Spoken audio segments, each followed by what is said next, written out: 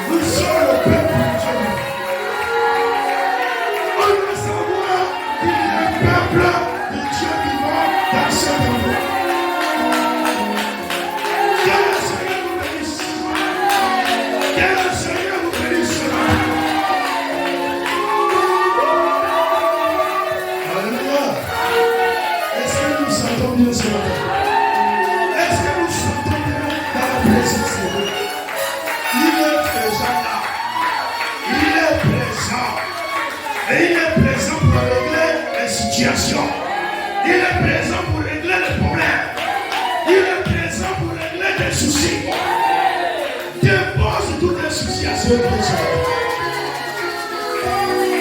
Essayez-nous de les accords. Nous allons dans le Jérémie. Le livre de Jérémie au chapitre 13.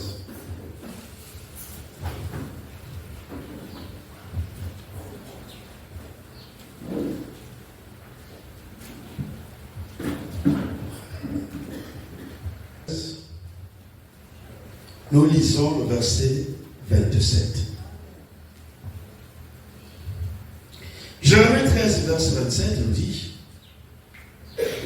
j'ai vu tes adultères et tes hennissements, tes criminelles prostitutions sur les collines et dans les champs. J'ai vu tes abominations. Malheur à toi, Jérusalem. Jusqu'à quand tarderas-tu à te purifier? Seigneur Jésus-Christ, je te dis merci pour ta fidélité, Seigneur. Parce que ta présence est déjà là.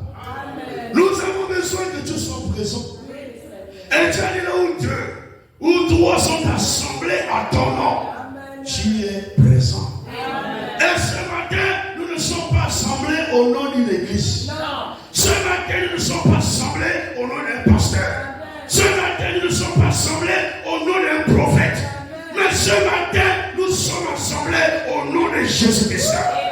Père, je te prie que tu sois présent, Père, pendant toute la prédication de ta parole. Seigneur, que tu veuilles oindre ton serviteur ce matin. Et que l'onction ce matin puisse nous enseigner toutes choses, mon Dieu. Père, tu connais les problèmes de chacun. Tu connais les épreuves par lesquelles chacun passe. Seigneur, je ne connais pas les problèmes de ton peuple. Je ne connais pas les problèmes de tes enfants. Mais toi qui sondes le cœur, Seigneur, tu connais toutes choses avant qu'elles n'arrivent. Et quand elles arrivent, tu pourras toujours la solution pour faire sortir tes enfants de l'épreuve, Seigneur.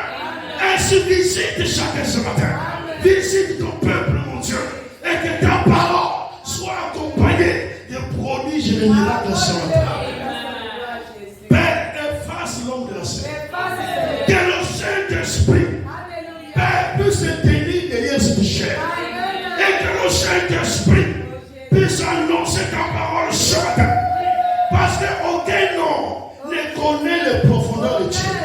La Bible dit, seul le Saint-Esprit connaît les profondeurs de Dieu. Père, nous te prions, Seigneur, que le Saint-Esprit prenne ce qui est de toi et qu'il puisse l'annoncer à ton peuple ce matin. Nous nous remettons à toi. Merci encore pour ta fidélité. Au nom de Jésus-Christ, nous t'avons ainsi prié. Amen. Vous vous asseoir.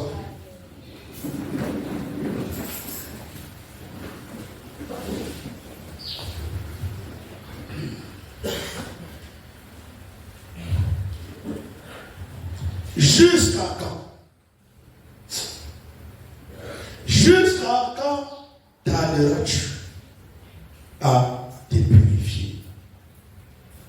Mercredi, nous avons vu dans 2 Pierre au chapitre 3, à partir du verset 9, que le Seigneur ne tarde pas. Il ne tarde pas dans l'accomplissement de sa prophétie. Il ne tarde pas dans l'accomplissement de ses promesses. Le Seigneur ne tarde pas. Il est toujours à l'heure. Quand notre Dieu a fait une promesse, attendez-vous à l'accomplissement. Il accomplira, mais pas au temps des hommes. Pas à notre temps, mais au temps de Dieu. Les prophéties de Dieu s'accomplissent à son temps. Les promesses de Dieu s'accomplissent au temps de Dieu. Alors, ce matin, nous allons voir maintenant le côté qui nous concerne. Parce qu'une alliance, c'est 2 parties. Quand il y a une alliance, sachez qu'il y a aussi 2 parties. Et dans la nouvelle alliance, il y a aussi 2 parties. Il y a Dieu et il y a le peuple de la nouvelle alliance. Il y a le peuple du Nouveau Testament. Alors, dans cette alliance-là, Dieu fait sa part l'homme aussi va faire sa part. Mais là, si Dieu nous dit qu'il ne tarde pas, et finalement qu'il tarde, non. Parce que la question reste posée. Si Dieu lui-même de son côté, il dit, je ne tarde pas dans l'accomplissement de mes promesses. Cela veut dire que Dieu ne tarde pas. Alors comme Dieu ne tarde pas, qu'en est-il de l'autre partie de l'alliance? Qu'en est-il de nous? Parce que là maintenant nous allons parler de nous. Maintenant la question nous est posée. Jusqu'à quand tarderas-tu à te purifier? C'est ce que nous allons parler ce matin. Alors nous voyons que le prophète Jérémie a vécu au temps du royaume de Juda. Au temps de Jérémie, le royaume d'Israël avait déjà été divisé. Il y avait déjà deux royaumes. Le royaume de Juda avec la capitale Jérusalem et le royaume d'Israël avec la capitale la Sorel. Alors il y avait déjà deux royaumes. Et Jérémie, quand il vient au temps de la division de ces deux royaumes. Et Jérémie a vécu dans le royaume de Juda. Il a vécu dans le royaume de Juda. Il a vécu là-dedans. Il est même né pas loin de Jérusalem. Quand vous lisez dans Jérémie au chapitre 1er, vous allez voir cela. Il n'est pas né loin de Jérusalem. Alors, il était dans le royaume de Juda. Et Jérémie fut appelé très jeune. Il était encore enfant quand il a reçu son appel. Vous savez, Dieu appelle qui il veut. Dieu n'est pas sujeté aux hommes. Dieu n'est pas sujeté aux circonstances. Dieu n'est pas sujeté au temps. Dieu appelle qui il veut. Que cela vous plaise, que cela ne vous plaise pas, la parole de Dieu va s'accomplir. Il appelle qui il veut. Alors il a appelé Jérémie quand il était encore très jeune. Alors il pouvait dire à Jérémie au chapitre 1er qu'avant que je puisse former dans le sein de ta mère, je te connaissais. Amen. Dieu connaissait Jérémie avant qu'il ne soit formé. Avant qu'il y ait une série de vie dans le ventre de la mère de Jérémie, Dieu connaissait Jérémie. Avant même qu'il y ait un fœtus formé dans le ventre de la mère de Jérémie, Dieu connaissait Jérémie. Ce n'est pas aujourd'hui que Dieu t'a connu. Ce n'est pas aujourd'hui que Dieu nous a connus.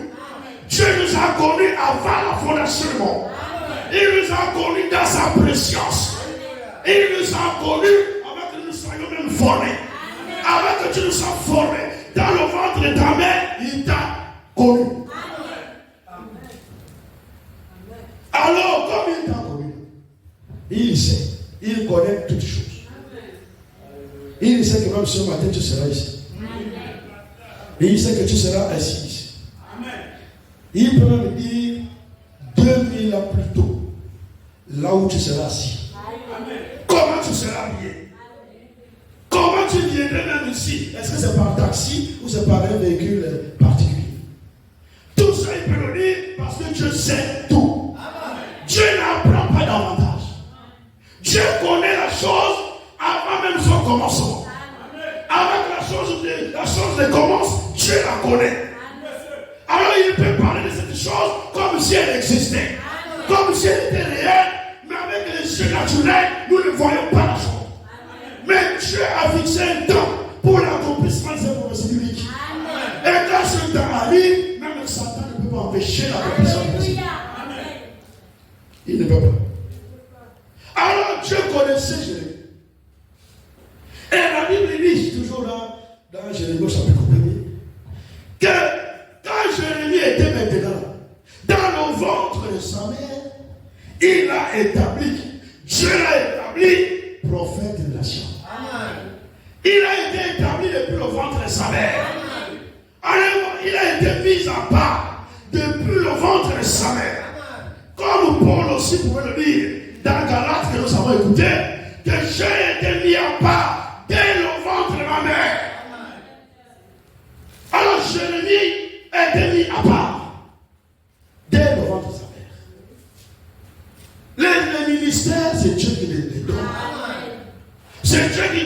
ministère.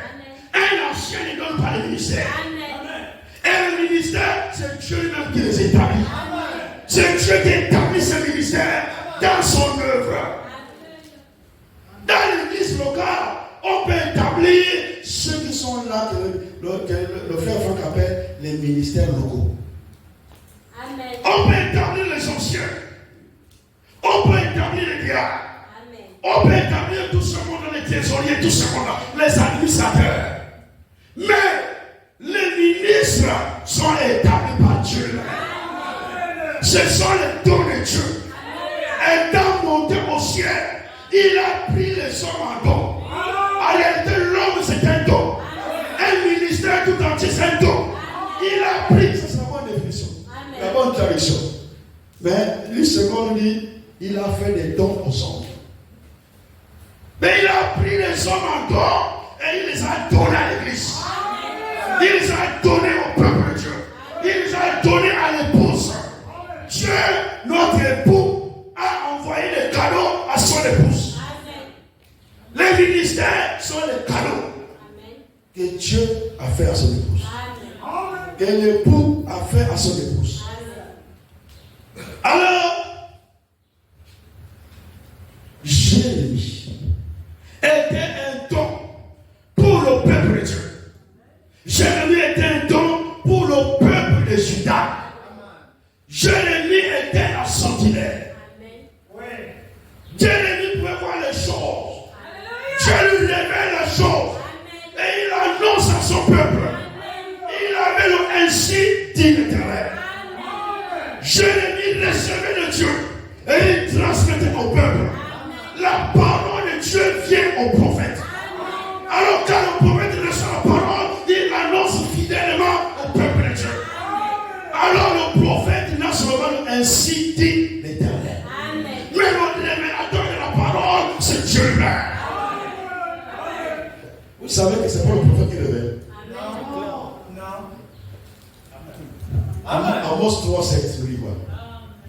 Dieu, le Seigneur l'Éternel ne fait rien sans avoir révélé son secret à ses serviteurs, le prophète. Alors c'est Dieu qui doit avoir révélé son secret. Le secret appartient à Dieu. Les choses cachées appartiennent à Dieu. Et les choses révélées appartiennent à ses enfants. Les choses révélées appartiennent au peuple de Dieu. Comme c'est caché, il faut qu'il révèle. Alors, quand il veut faire quelque chose, il révèle son secret à ses serviteurs. Les prophètes. Il précise les prophètes. Ce n'est pas à tout le monde. Les prophètes. La révélation vient aux prophètes. C'est Dieu qui révèle. Ce n'est pas l'homme qui révèle. Le révélateur de la parole, c'est Dieu lui-même. Et si Dieu n'a pas révélé, vous n'allez rien dire. Même si tu es prophète. Si Dieu ne te révèle pas, tu ne diras rien. Alors, comment pourrons-nous glorifier l'instrument par lequel Dieu révèle sa parole au détriment de Dieu lui-même, au détriment du révélateur? Le prophète est un instrument dans la main de Dieu. Et c'est Dieu qui lui révèle son secret. Alors nous devons dire gloire au révélateur. Nous devons glorifier le révélateur. Nous devons glorifier le Seigneur. Nous devons glorifier Jésus-Christ. Dans cet endroit, tout ce qui se fait ici, seule une seule personne a droit à la gloire, c'est Jésus-Christ. Quand nous chantons les cantiques individuels, ce n'est pas pour le pasteur. Quand nous chantons les cantiques individuels, ce n'est pas pour les frères. Nous chantons les cantiques individuels pour glorifier notre Dieu. Et la prédication n'est pas un sujet de gloire individuelle. La prédication n'est pas un sujet de gloire pour le prédicateur. La prédication, c'est Dieu lui-même à l'œuvre. Et la Bible appelle ça le feu divin. Oh, c'est là, c'est le divin qui peut manipuler le feu. Alors, ceux qui sont ici, ne venez pas glorifier le prédicateur. Ne glorifiez jamais l'homme. Dieu. À lui seul la gloire. À lui seul l'honneur. À lui seul la majesté. À lui seul la reconnaissance en cœur. Lui seul. Et il ne partage pas sa gloire à quelqu'un. Il ne partage pas sa gloire avec ton mari. Il ne partage pas sa gloire avec ta femme. Il ne partage pas sa gloire avec ton pasteur. La gloire revient à notre Dieu. Lui seul. Alléluia.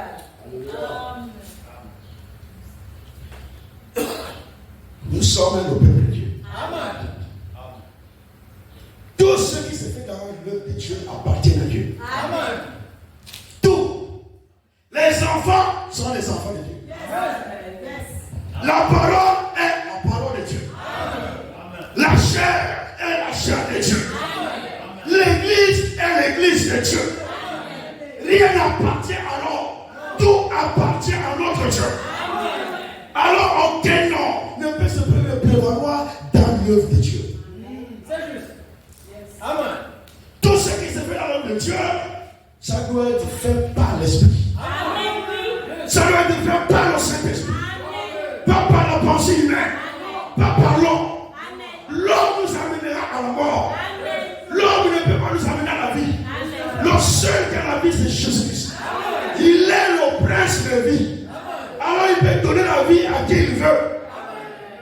Aucun homme ne peut le faire. Jérémie est un don pour le peuple de Juda. Jérémie était la placé comme la sentinelle. Les serviteurs de Dieu ici, vous voyez, sont là placés comme les sentinelles. Les anciens que vous voyez là, ils veillent sur vos âmes. Comme devant en rendre compte. Parce qu'ils rendront compte de vos âmes. Ils le feront. Alors ils doivent veiller. Voici pourquoi parfois ça s'appelle le surveillant.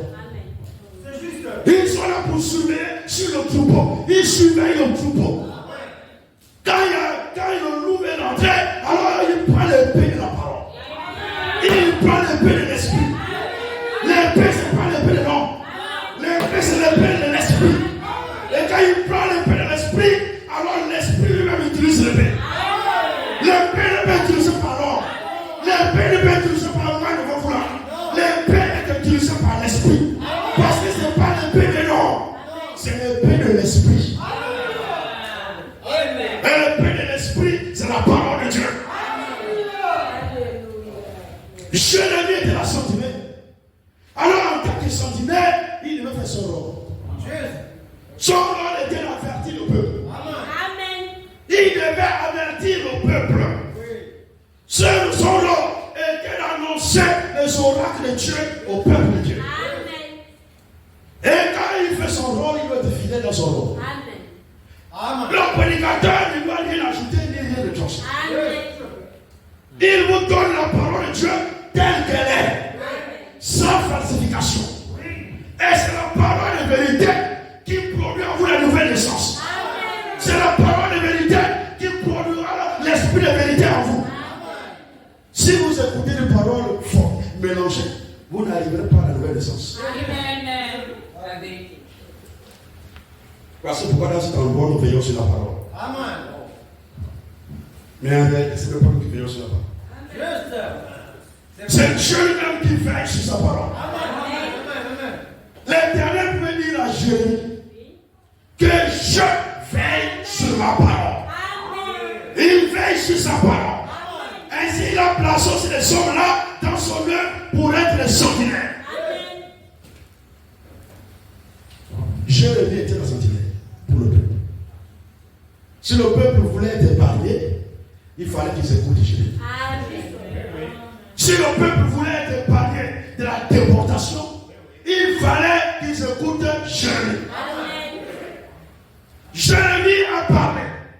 Jérémie a annoncé fidèlement la parole de Dieu. Mais le peuple a refusé d'écouter.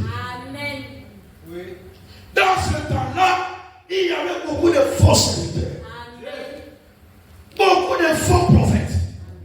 Beaucoup de faux pasteurs. Et la Bible dit dans Jérémie 3, là-bas, partie verset 1er. qui détruise mon peuple. Et qui disperse mon peuple. Malheur à ces pasteurs-là qui dispersent le troupeau de Dieu. Le troupeau n'appartient pas à l'homme. La bergerie n'appartient pas à l'homme. Même les brebis n'appartiennent pas à l'homme. N'acceptez pas que vous soyez la brebis de quelqu'un. Vous êtes la brebis du Seigneur. Et tous ici, nous sommes les brebis du Seigneur. Ne soyez jamais la propriété de l'homme. Soyez la propriété de Dieu. Jérémie a parlé. Le peuple ne voulait pas écouter. Là, ils avaient humilié un prophète confirmé. Et ils avaient humilié un véritable serviteur qui n'annonçait que la parole de Dieu. Qui n'annonçait que ainsi dit l'Éternel. Le plus important, ce n'est pas d'être dans un endroit où la parole de vérité est proclamée. Le plus important, ce n'est pas seulement d'être dans un endroit où tu écoutes la pure parole. Mais le plus important, c'est d'être dans un endroit où on prêche la parole de vérité et vous la mettez en pratique. Quand Dieu parle, il attend le retour l'obéissance. Quand Dieu nous parle ici, il attend en retour l'obéissance. Si tu es dans un endroit où c'est la pure parole qui est prêchée, gloire à Dieu. Maintenant, il faut que tu mettes cette parole en pratique. Cela ne sert à rien seulement d'écouter. Ne vous bornez pas à écouter seulement. Mais mettez en pratique ce que vous écoutez. Si vous ne mettez pas en pratique, vous n'allez pas faire des expériences avec Dieu. Ici, tout le monde doit faire des expériences. Toute l'assemblée de Dieu doit faire des expériences avec Dieu. Voici pourquoi le frère Franck dit, nous sommes en temps des expériences individuelles. Chacun doit avoir son expérience avec Dieu. Chacun. Parce que Dieu traite avec nous de manière individuelle. Chacun doit avoir son expérience. Si tu n'as pas d'expérience, le jour où il y a un petit trouble dans la maison de Dieu, tu trouves l'occasion de chier. L'expérience est importante. Alors Jérémie a fait sa part. Jérémie annonçait la parole de Dieu qui devait ramener le peuple à la repentance. Parce que le peuple était de plus en plus éloigné de Dieu. Le peuple suivait sa propre voie. Le peuple était beaucoup plus orienté vers le péché. Et tout ça consolidé par les faux prophètes. Par les faux pasteurs. Par les faux serviteurs de Dieu. Qui se sont glissés dans l'œuvre de Dieu. Amen. Quand vous voyez un faux assis ici, sachez qu'il y a un faux debout sur le péché. S'il y a un faux ici, c'est parce que la parole est fausse. Mais si vous écoutez la vraie parole, il n'y a pas de raison que vous soyez faux. Donc si vous êtes faux, là où c'est la pure parole de péché, remettez-vous en cause. Ce n'est pas la parole qui est remise en cause. Ce n'est pas le serviteur qui est remis en cause. Maintenant, c'est chacun individuellement qui doit se remettre en cause. Amen. Jérémie faisait sa part. Jérémie engageait le peuple à la repentance. Parce que Dieu, à cause de la désobéissance d'Israël, de Juda, du peuple de Juda, à cause de la désobéissance de ce peuple-là, moi je vais détruire. Amen. Maintenant, quand Dieu veut se manifester sa colère envers toi, la seule chose que tu avais pour apaiser la colère de Dieu, c'est la repentance. Amen. Amen.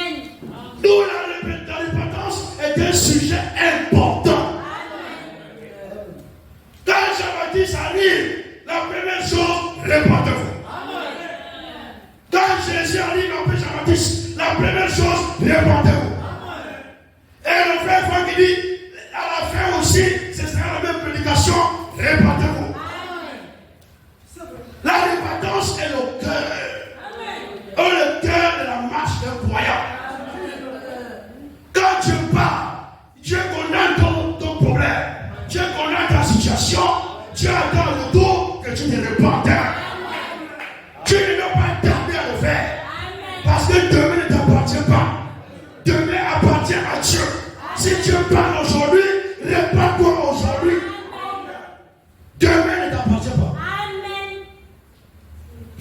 nous ne devons pas tarder dans la repentance. Alors le peuple de Juda tardait dans la repentance. Amen. Jérémie parle, ils ne veulent pas se repentir. Ils ne veulent pas écouter. Alors Jérémie a dit quelque chose. Jérémie 8.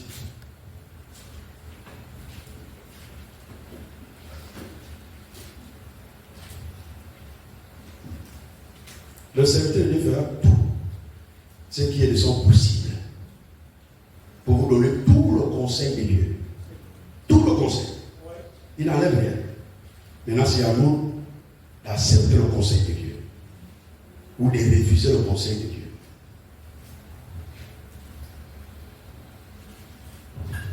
Alors, Jérémie 8. Nous prenons le verset 4.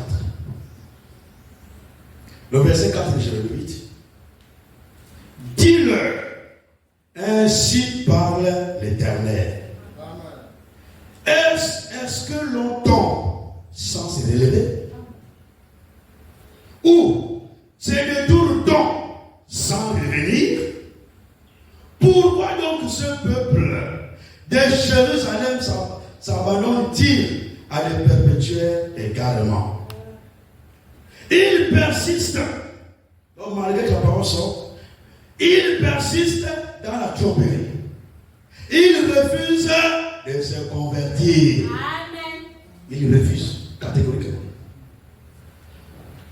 Je suis attentif et j'écoute. Il ne parle pas comme il devrait. Aucun ne se répand de sa méchanceté. Et ne dit, qu'ai-je fait? Tous reprennent leur course comme un cheval qui s'élève au combat. Oui. Tous reprennent leur course. Malgré que la parole est annoncée, malgré que la parole est prêchée, ceux qui reçoivent la parole refusent de se convertir. Ceux qui reçoivent la parole refusent de se repentir. Quand nous refusons la repentance, comment Dieu va nous faire travailler avec nous? La repentance apaise la colère de Dieu. Amen. La repentance fait en sorte qu'à un moment donné tu t'arrêtes. Alléluia. Tu fais l'examen de soi. Tu vois qu'est-ce qui ne marche pas dans ta vie. Qu'est-ce que tu as fait par rapport à la parole. Alors là où ton cœur te condamne, Dieu est plus grand que ton cœur. Amen. Maintenant toi, si ton cœur te condamne sur le point, répands-toi. Ne tarde pas à te repentir. C'est la repentance qui produit la délivrance. C'est la repentance sincère qui produit une véritable délivrance. Si tu te repens sincèrement, tu expérimenteras la délivrance de Dieu. Et comme tu es délivré, tu expérimenteras la vie de Dieu. Et comme tu as la vie de Dieu, tu expérimenteras la puissance de Dieu. Qui est le baptême du Saint-Esprit.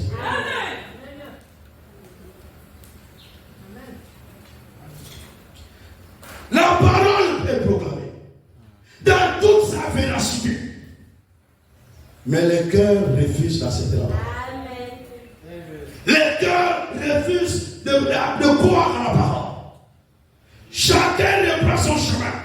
Après avoir écouté ici ce matin, après avoir écouté la parole de Dieu ici, quand chacun sort, il reprend ses choses. Amen.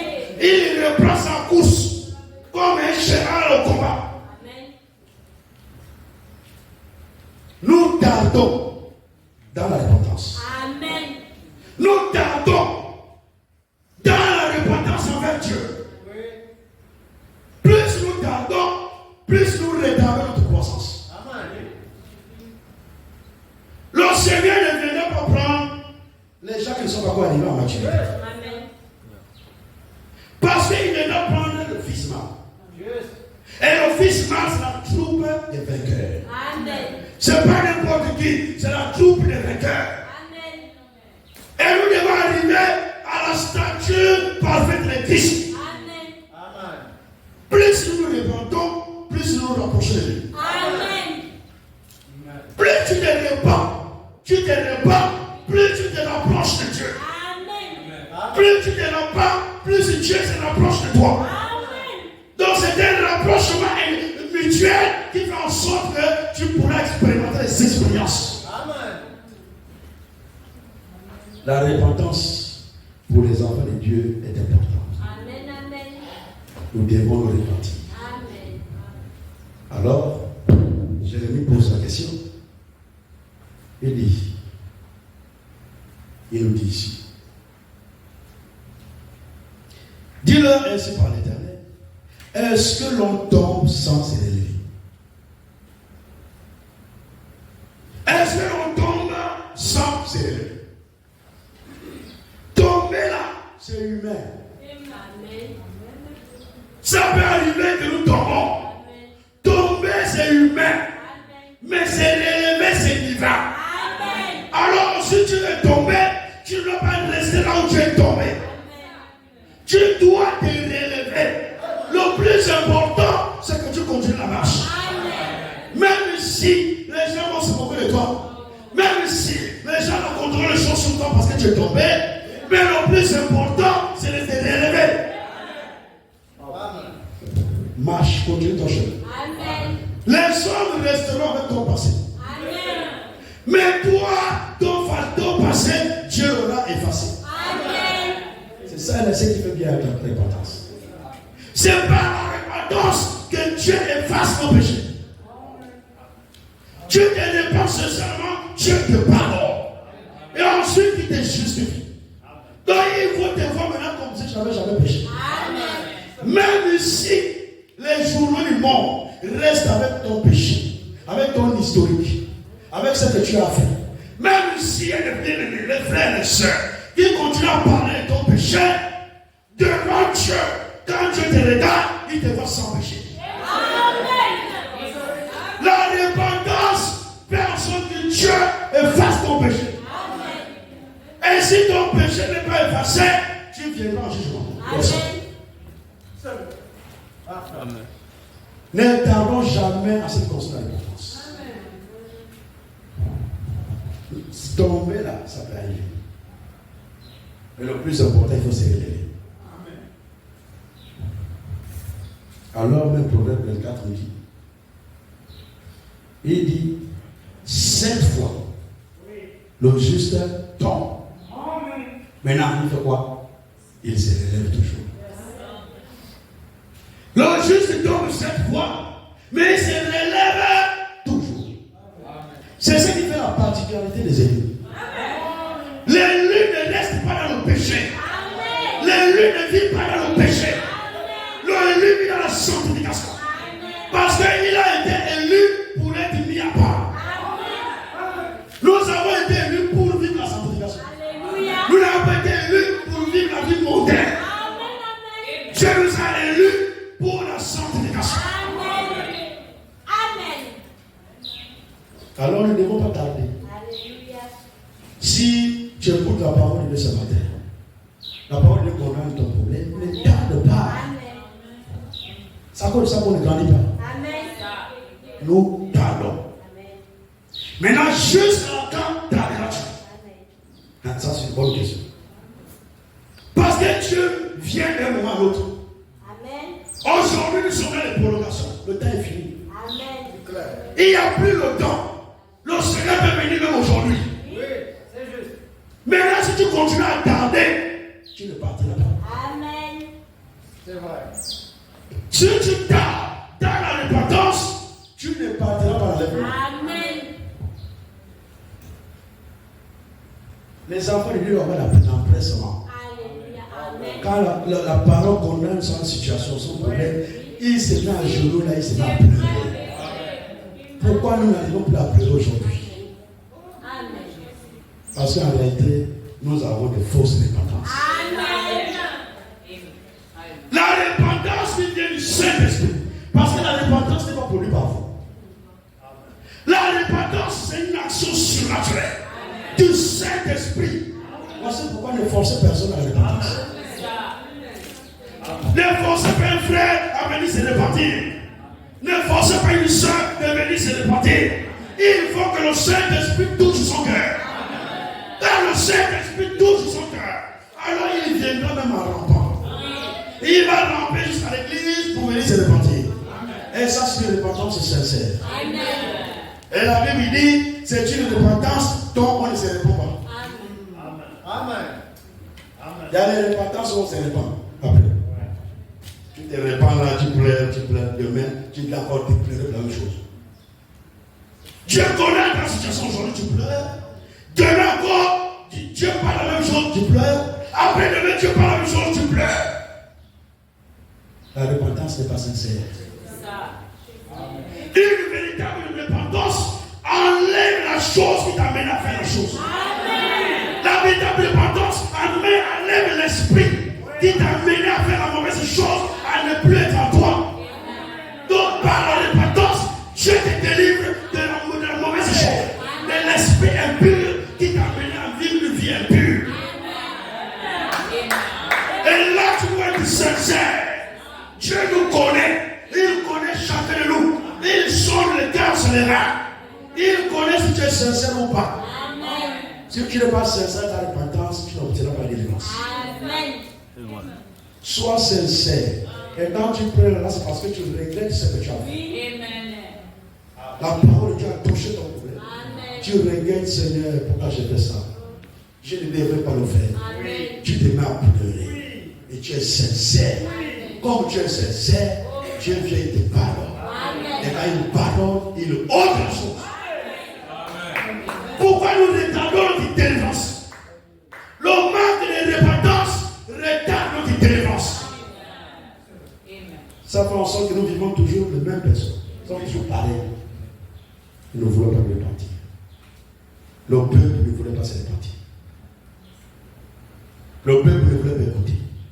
Le problème n'était pas du côté de Jérémie. Jérémie faisait tout son possible pour transmettre fidèlement la parole au peuple de Dieu. Le problème menace le peuple.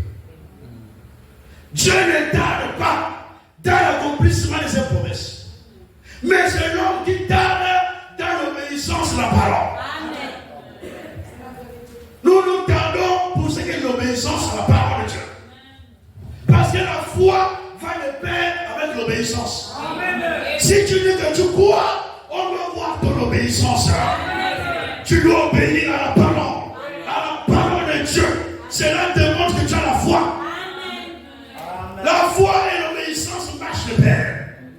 Tu ne peux pas dire que tu crois, que tu as la foi et tu vis en désordre. Tu ne crois pas. Et je vais vous dire la vérité. Tu ne crois pas. Parce que si tu croyais, ta vie ne sera pas ce que tu dis. Si tu crois, on va voir les fruits. Si tu crois, on va voir l'obéissance. Tu n'obéis pas à la parole. Tu viens à l'église une fois l'année. Et tu dis que non, j'ai la foi à faire. Tu viens à l'église une fois l'année. Dans une année, tu choisis un jour, et le plus souvent, c'est le 31 décembre. Choisis le 31 décembre. C'est là où vous voyez le fer apparaître. Après une année entière, il apparaît le 31 décembre. 31 décembre, parce que c'est la veillée ici du réveillon. Nous allons veiller toute la nuit. Et là, pour lui, il dit, bon, je vais demander pardon pour tous mes péchés depuis janvier. Et je remets la nouvelle année entre les mains du Seigneur. Quand il sort de là, vous allez l'attendre maintenant le 31 décembre l'année prochaine. Et tu dis, tu as la foi. Tu ne partiras pas l'enlèvement. Je vous dis la vérité. C'est clair. C'est clair. La vérité. C'est la vérité. C'est clair. Je suis un peu comme Jérémie. Je n'arrive pas à jouer sur les mots. Amen. Je n'arrive pas à faire la politique sur les mots. Amen. Je n'arrive pas à arrondir les angles sur les mots. Amen. Quand la parole vient, j'annonce. Donc je fais un peu comme Jérémie. Voici pourquoi ça a tiré beaucoup de problèmes. Jérémie était un prophète qui a eu beaucoup de problèmes. Il était beaucoup attaqué. Beaucoup persécuté. On l'a remis même en prison. Il a souffert pour la parole. Il prophétise 10 ans de déportation. situation d'exil, le faux prophète Anania vient de prophétiser 2 ans. Il dit, on cherche, dis-nous, c'est qui? Le peuple ne sait plus vers où il fallait. Confusion. Dieu a des véritables serviteurs dans notre temps. Amen. Un élu vit dans son temps. Amen. Et un élu sait discerner tous les ministères de son temps. Amen. Et un élu est connecté à ce qui se fait dans son temps. Amen. Dans chaque âge de l'église, il y a un message. Amen. Un message approprié pour le jour. Amen. Voici pourquoi Pierre peut dire que vous soyez affermis dans la vérité présente. Amen. Présente. Dans chaque âge, il y a une vérité présente. Amen. Et vous devez être conforme à la vérité présente. Amen. Dans notre âge, il y a une vérité présente. Amen. Alors vous devez vous conformer à la vérité présente. Amen.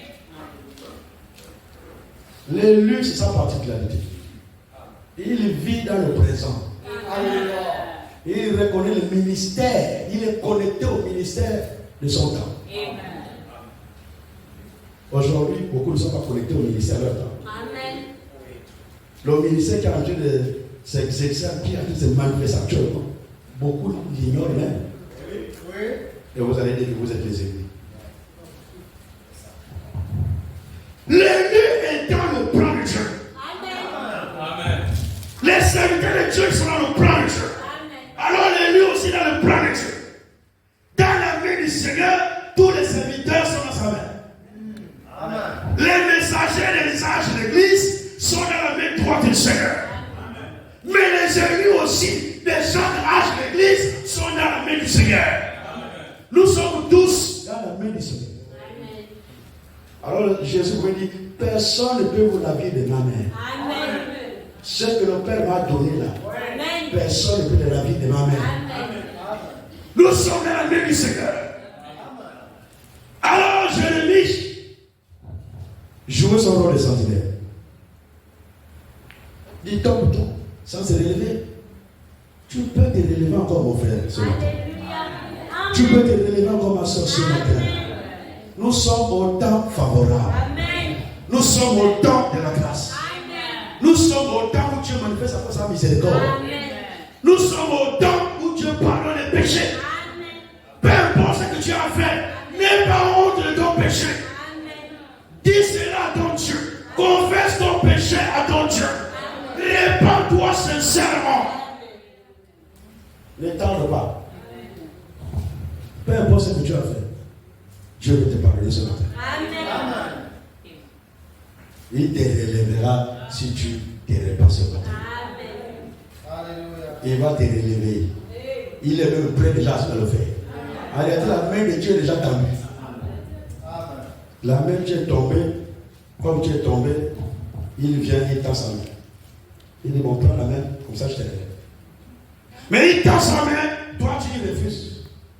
Tu es en train de te noyer. Tu es dans les eaux profondes, en train de te noyer. Le Seigneur vient te tend la main. Tu dis, non, je ne veux pas. Je refuse. Tu vas te noyer. Amen. Tu vas te noyer. Si tu veux que Dieu te préserve de la noyade, il faut tenir la main de Dieu. Amen. La main de Dieu est tendue ce matin. Toi, en retour, tiens-la. Pour qu'il te sorte de ta situation. Amen. Il te sorte de ton problème. Amen. Il est prêt à te délivrer. Amen. Il est prêt à te guérir ce matin. Amen. Il est prêt à te sauver ce matin. Amen. Il est prêt à te donner le Saint-Esprit. Maintenant, sois prêt à le recevoir ce matin. Si tu le reçois, tu ne resteras pas comme tu es. Amen. Personne ne peut recevoir le Seigneur et demeurer la même personne. Amen. Personne ne peut passer à côté de la croix et demeurer la même personne. Amen. Si tu reçois le Seigneur ce matin, tu verras la gloire de Dieu dans ta vie. Amen. Ta vie va changer. Amen. C'est nous-mêmes qui les tardons. Amen. Nous ne voulons pas. Nous refusons de nous convertir. Amen. Nous refusons de nous repentir. Amen. Et pourtant, Dieu a déjà tout payé. Amen. Vous pensez qu'il va encore répartir la croix pour toi seul. Il va répartir encore la croix pour toi et moi. C'est déjà fait, c'est déjà fait. Le pardon des péchés était acquis le Golgotha. Le pardon a déjà été acquis. Mais il faut que tu acceptes ce pardon-là. Répands-toi sincèrement. Amen. Si tu te répands, le pardon de Dieu devient réalité dans ta vie. Nous devons nous repentir. Un enfant de Dieu ne tarde pas pour ce qu'il a répondu. Amen. C'est là où on reconnaît les vrais enfants de Dieu et les faux. Amen. C'est au niveau, à ce niveau-là. Parce que péché là, c'est facile. Hein? C'est très facile. En quelques secondes, tu as péché. Bon, maintenant, c'est repentir, réparer. S'il faut réparer. Là, maintenant, ça prend des heures. Le péché, ça a une seconde. La réparation, c'est plusieurs heures. Tu vas d'abord cogiter. Comment les biens de nous vont nous voir? Comment? Quand tu as péché, là, c'était facile.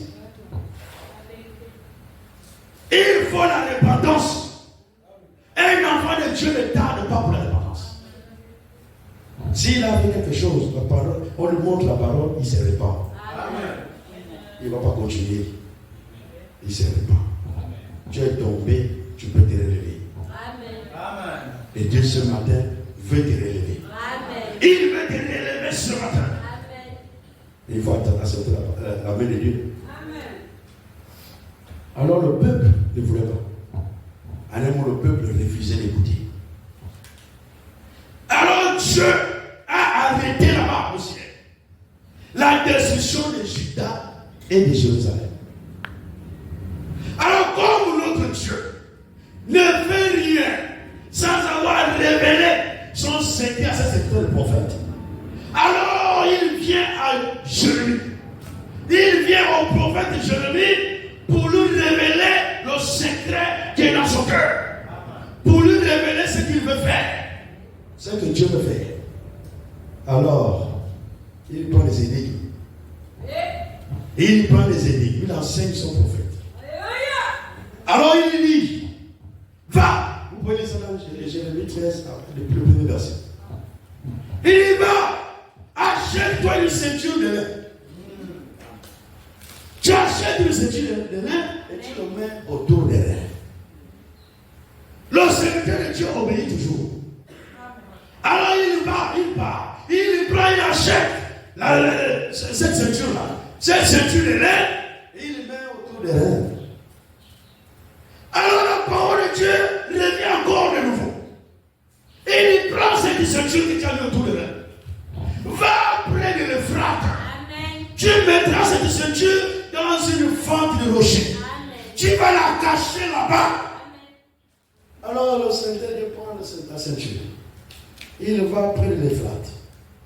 Il trouve un rocher là, il cache ça là-bas. Amen. Et il revient. Amen. Quand il revient après plusieurs jours. Amen. Vous voyez ça dans Jérémie 13, plus haut.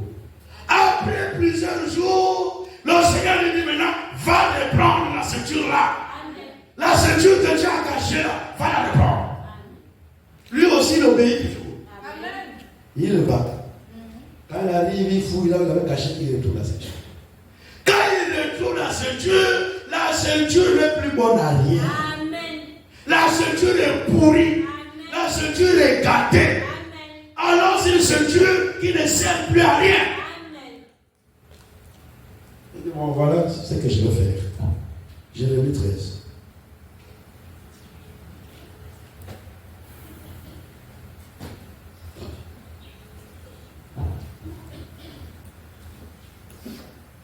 Jérémie 13.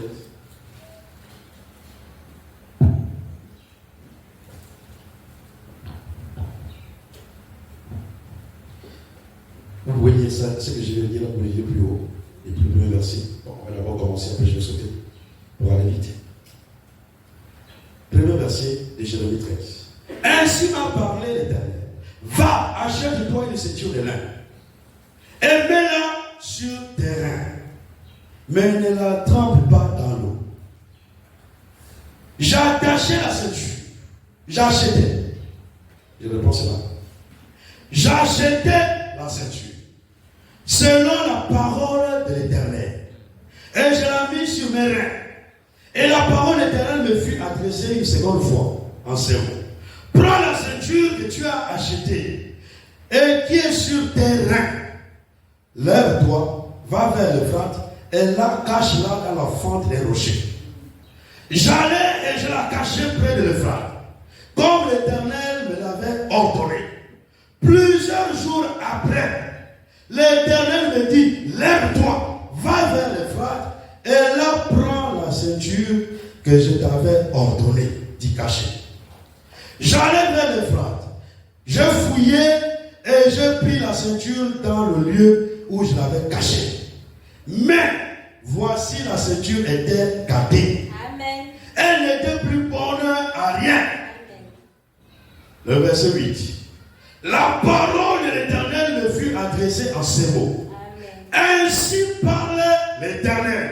Amen. C'est ainsi que je détruirai l'orgueil de Juda et l'orgueil immense de Jérusalem. Amen.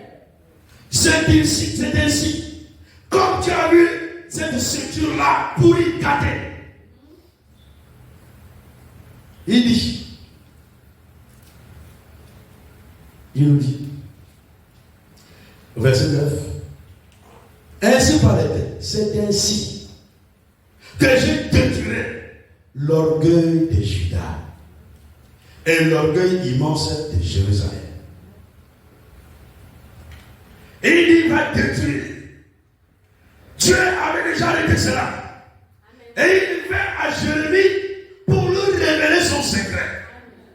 Pour révéler à Jérémie qu'il va détruire l'orgueil de Juda. Qu'il va détruire le Jérusalem. Il va détruire cela. Vous savez, quand quelqu'un refuse la repentance, c'est une preuve d'esprit d'orgueil. Amen. Quand vous voyez quelqu'un à qui il est prouvé scripturairement que la personne a tort, on ne prouve pas les Écritures et la personne refuse de se soumettre aux Écritures, la personne est animée d'un d'orgueil. Amen. C'est un démon d'orgueil. Parce que pour se repentir, il faut d'abord que tu t'effaces. Amen. Il faut que tu t'humilies. Amen. La repentance est une humiliation. Tu vas t'humilier, tu dois descendre, après tu vas te relever. Tu dois d'abord descendre, perdre tous tes droits, perdre tout ce que tu considérais comme droit, perdre toute ta personne. Tu descends, tu te répars. Et après la repentance, Dieu va te relever. Il va te relever. Il va t'amener dans la hauteur. Si ton ministère était à un certain niveau et tu as commis quelque chose qui n'est pas bien, tu te répands sincèrement. Quand Dieu va te relever, il va t'amener au niveau supérieur. Niveau supérieur. Amen. Si vous voyez quelqu'un qui refuse la repentance, ne forcez pas. Amen. Démon d'orgueil. Amen. Il y a un autre démon. Amen. Il a l'orgueil. Oui. Amen. Ça vaut le sait qu'il ne peut pas se repentir. Amen. Un mot, c'est un orgueilleux. Amen. Amen. Dieu te parle. Dieu te montre que tu as fauté ici. Tu dois te repentir. Amen. Tu es qui devant Dieu? Alléluia. Tu es qui? Même si tu es ministre. Oui. Même si tu es DG. Même si tu es président de la République. Tu es qui devant Dieu? Tu n'es rien devant Dieu. Il suffit que Dieu souffle sur toi. Tu disparais. Et on ne pourra plus te retrouver. Au temps de Moïse, il y en a qui sont allés sous terre vivant. Dieu a ouvert la terre et il les a inclus sous la terre vivant. Tu es qui pour tenir tête à Dieu? Alléluia. Ton orgueil ne te détruira que toi seul. Ton orgueil ne fait rien à Dieu. Ton orgueil ne détruit pas Dieu. Ton orgueil te détruira toi seul. Parce que l'orgueil précède la chute. Tu vas chuter. Quand vous voyez quelqu'un qui refuse la repentance, il a déjà chuté. C'est un orgueilleux. N'ayez même pas le parole. Orgueilleux. Tu vas faire ton orgueil devant Dieu. Fais l'orgueil devant les hommes. Fais l'orgueil devant moi. Tu vas faire ton orgueil devant Dieu. Tu ne connais pas Dieu. Et Dieu est jamais. Dieu est jamais. Un enfant de Dieu ne résiste pas à la parole de Dieu. La preuve même que nous sommes élus, parce que dès que la parole nous est présentée, nous nous soumettons. Les élus se soumettent à toute la parole. Ils ne choisissent pas les Écritures. Ils se soumettent à toute la parole. Quand vous voyez quelqu'un qui ne se soumet pas à la parole, ce n'est pas un élu. Il peut bien l'appeler, mais ce n'est pas un élu. L'élu se soumet à toute la parole. Tu as voté, on te reprend, tu refuses de partir. Tu as voté, on te reprend, tu refuses catégoriquement. Je ne réponds pas. Tu as animé le monde d'orgueil. Et l'orgueil est en toi. C'est démoniaque en toi. Alors Dieu dit, détruira. Il dit, c'est ainsi, le verset 9, ainsi par l'Éternel. C'est ainsi que j'ai détruit l'orgueil de Judas. Et l'orgueil immense de Jérusalem. Il détruira. L'orgueil n'est pas une bonne chose. Amen. Tu as voté, répands-toi. Amen. Mais ne résiste pas à la parole. Amen. Tu refuses de te repentir. Dieu n'a rien à voir avec toi. Dieu ne traite pas avec les orgueilleux. Amen. Dieu t'écartera de son œuvre. Il ne traite pas avec les orgueilleux. Amen. Alors, nous allons prendre quelque chose ici que j'ai envie de lire. Nous allons aller dans Deutéronome. Nom 17. Nous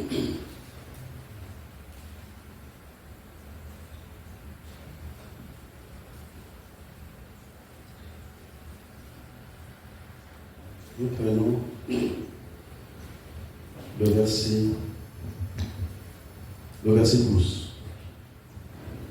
Verset 12 de Deutéronome 17.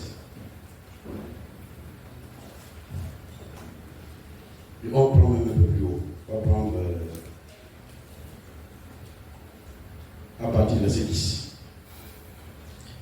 Tu te conformeras à ce qu'ils te diront.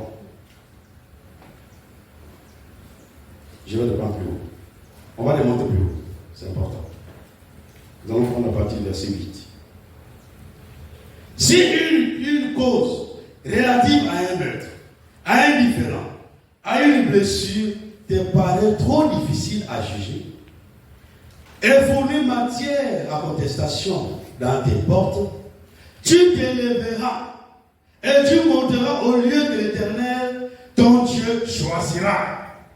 Tu iras vers les sacrificateurs, les Lévites, et vers celui qui remplira alors les fonctions des juges.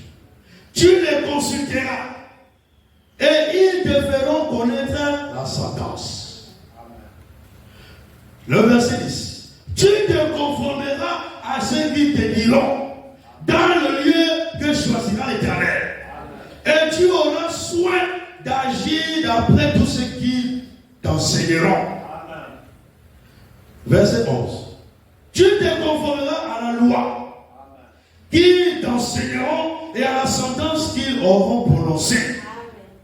Tu ne te détourneras de ce qu'ils te diront, ni à droite, ni à gauche.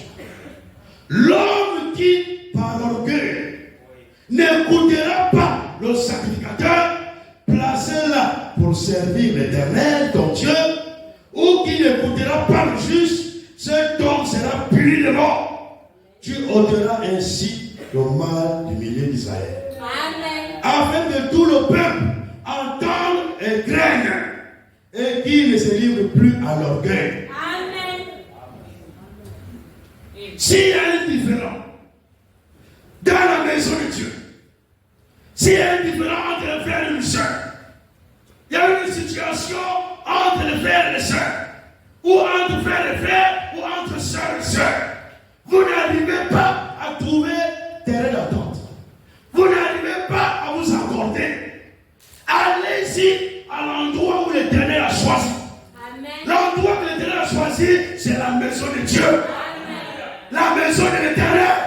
C'est ici que les enfants de Dieu sont jugés. Les enfants de Dieu ne sont pas jugés au tribunal. Si tu as un problème avec ton frère, ne l'amène pas au tribunal. Si tu as un problème avec ta soeur, ne l'amène pas au tribunal. Viens dans la maison que l'Éternel a choisi. Dans le lieu que l'Éternel a choisi. La maison de l'Éternel. Le temple de Dieu. Et il devait aller au temple pour aller voir les sacrificateurs. Ceux qui ont été placés là pour juger. Les anciens ont été placés dans l'assemblée locale pour aussi juger le problème des enfants de Dieu. Ça fait partie de l'une de leurs missions. Ils sont aussi là pour juger les différends.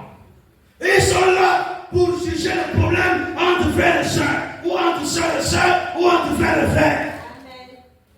Si vous avez un différent, vous n'allez pas vous accorder entre vous. Vous avez essayé, vous n'arrivez pas.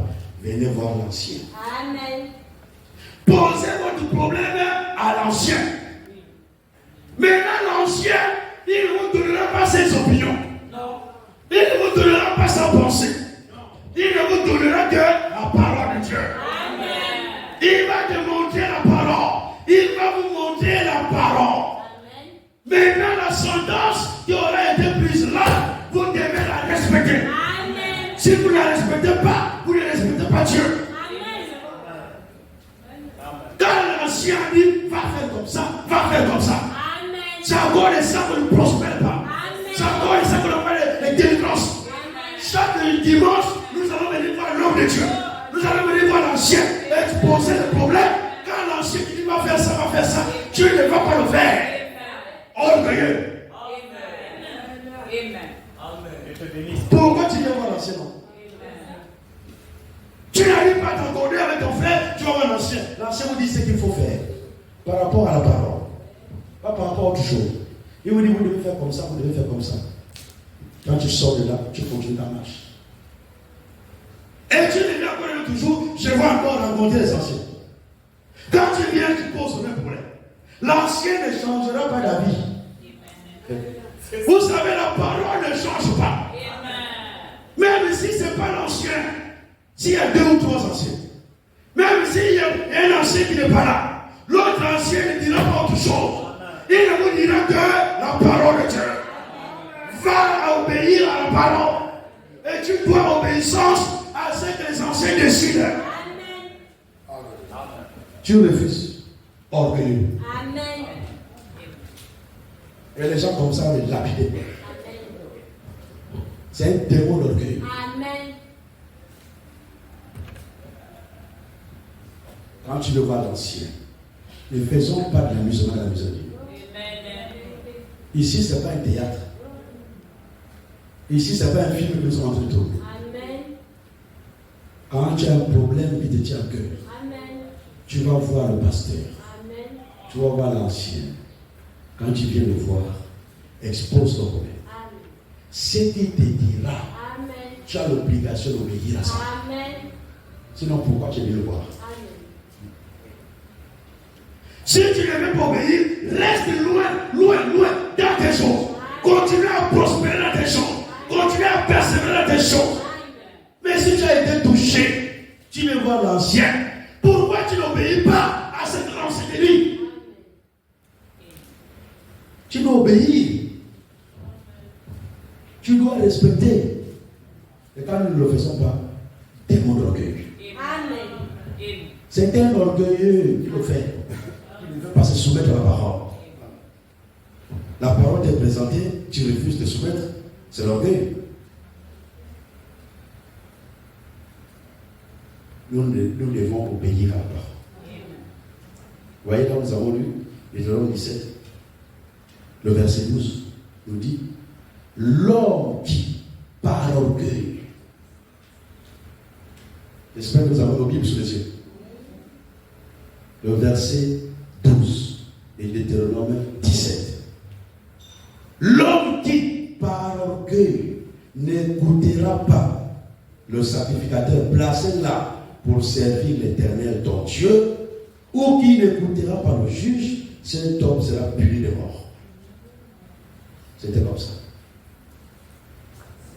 Si tu veux prospérer, tu veux grandir dans le Seigneur, apprends à obéir à ce qu'on te dit. Apprends à obéir à la parole de Dieu. Amen. Si tu veux avoir des succès dans tes entreprises, aie l'obéissance à la parole de Dieu. Amen. Si tu obéis, tu auras du succès dans tout ce que tu entreprends. Mais si tu n'obéis pas, Dieu n'est pas avec toi. Amen. Nous devons obéir. Nous tardons dans l'obéissance à la parole. Nous tardons dans l'obéissance à la parole de Dieu. Nous tardons dans la repentance. Nous ne voulons pas. Et ça, c'est l'orgueil. C'est l'orgueil qui nous amène à nous comporter comme ça. Amen. Si je vois mon frère, j'ai une situation. Il me dit, voici ce que la Bible dit. Voici ce que la parole dit. Mais je dois appliquer ça. Amen. Parce que si je suis allé le voir, parce que je suis coincé. Amen. Je suis coincé quelque part. Amen. Maintenant, Dieu passe par lui pour m'aider. Oui. Dieu me donne il passe par lui, donne la parole. Voici la parole, voici la parole. Mais quand je rentre chez moi, la première chose à faire, c'est d'appliquer. Amen. Mais pourquoi nous n'appliquons pas? Nous tardons. Continuez à tarder. Jusqu'à quand tarderas-tu à te purifier? Amen. Jusqu'à quand? Tout le conseil t'est donné.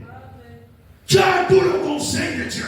Maintenant, jusqu'à quand tarderas-tu à te purifier? Jusqu'à quand vas-tu continuer à boire le vin?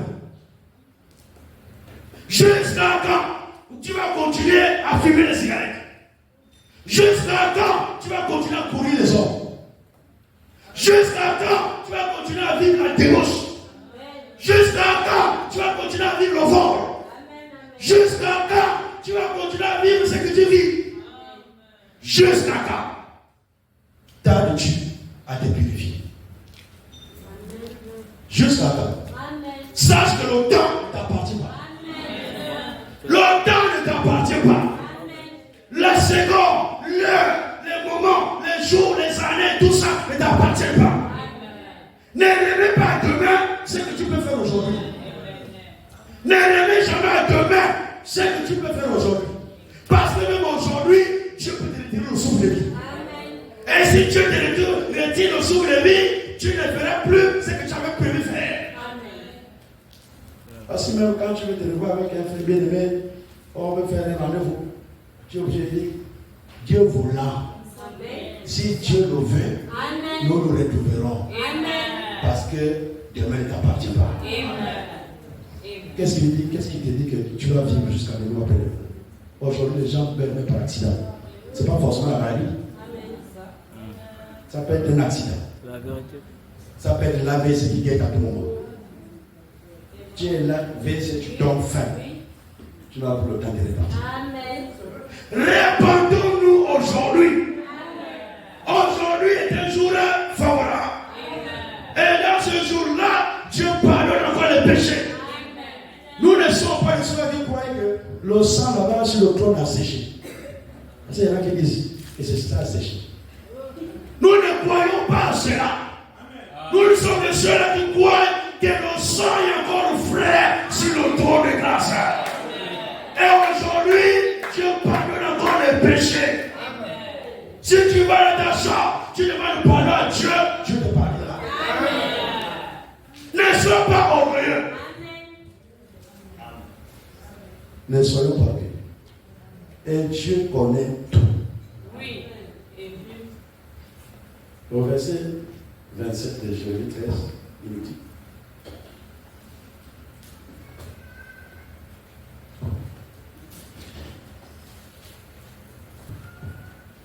Jérémie 13, verset 27. La Bible nous dit, j'ai vu tes iniquités. Il voit.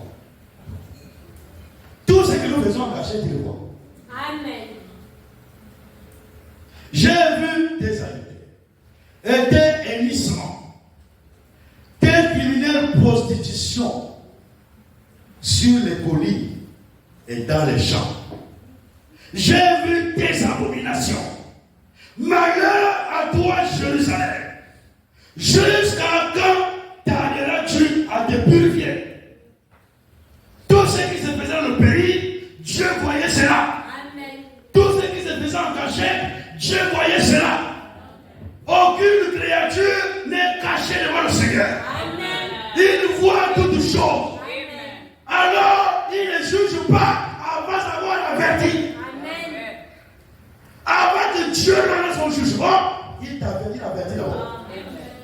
Et aujourd'hui, Dieu est en train de nous avertir. Ce qui s'est passé au temps de Jérémie se passe aussi dans notre temps. Nous sommes au temps où Dieu va peut-être tout détruire. C'est déjà arrêté. Il va tout détruire. Mais là, Dieu envoie ses serviteurs qui sont là comme des sentinelles. Ils sont en train de crier. Ils sont en train de prononcer la parole de Dieu pour amener le peuple de Dieu à la repentance. Il dit, répandez-vous. Parce que Dieu ne nous a pas destinés à la colère. Amen. Amen. Voici pourquoi il nous avertit aujourd'hui. Amen. Et si tu continues à tarder, Amen. tu continues à tarder dans ta sanctification, Amen. tu continues à tarder dans ta purification, Amen. tu continues à tarder, tu manqueras l'enlèvement. Tu n'iras pas au ciel. Tu passeras peut-être par la grande tribulation. Jusqu'à quand tarderas-tu? Les mêmes choses là ont déjà été dénoncées par l'esprit, Amen. certainement ici, ou même dans un autre endroit ailleurs. Nous avons des églises seules. Peut-être à Port-Gentil, là-bas, qui était là-bas. Le Saint-Esprit a condamné sur ça. Là-bas, c'est le même Saint-Esprit qui parle dans l'église du Dieu vivant. Amen. Vous savez, l'église de Dieu vivant, ce n'est pas deux églises. C'est une seule église. Mais dans cette église de Dieu vivant, il y a des membres qui sont éparpillés sur toute la face de la terre. Mais c'est Dieu